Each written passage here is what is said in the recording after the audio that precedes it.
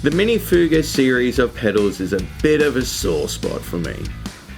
I remember when they were first released, I was really keen on pretty much all of them.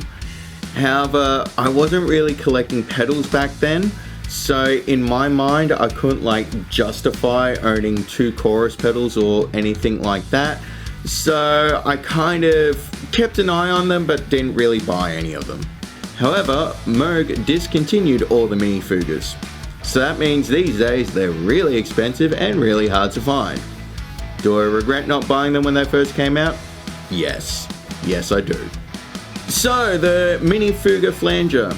For the record, I am going to use the phrase Minifooger as often as I can because it's called a Minifooger. I don't have to justify myself beyond that. It's got 4 controls and an LED that glows in time that you've set the rate to. It's really cool that the LED does that, but I do admit it's not quite as useful as you'd like it to be, but it's still cool.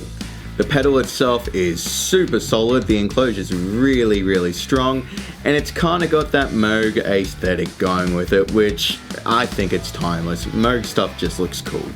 Also worth mentioning that you can plug an expression pedal in and you can use that expression pedal to change any of the settings that you like on the fly. You can do some really expressive things with that, so if you're into really sort of dramatic flanging sounds, yeah, it's definitely worth experimenting with. It's not really my bag, but if it's your bag, I get it and it's definitely worth a play. The pedal itself is absolutely brilliant. It is, without a doubt, my favorite flanger pedal that I've ever plugged into.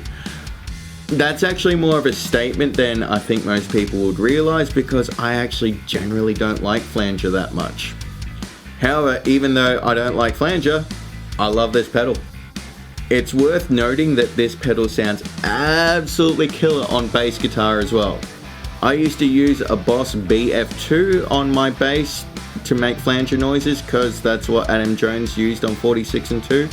But honestly, I like this pedal more than that. I'm not saying it does the 46 and 2 thing perfectly, I think it's a little bit different, but I like this one more. This pedal runs off 9 volt, which is awesome. It means it's not a pain in the ass, except for when it comes to the controls. I find that for all 4 of these controls, they've all kind of got their own sweet spots.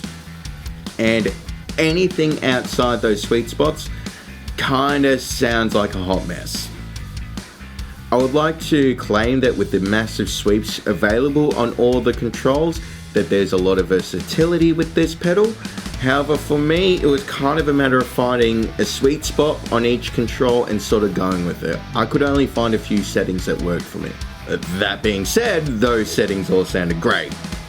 Pretty much my favorite flanging sounds that I've ever heard.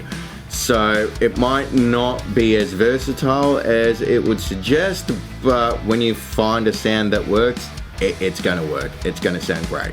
Here's hoping that Moog bring back the Minifoogers, if only so I have more of a chance to use the phrase Minifooger.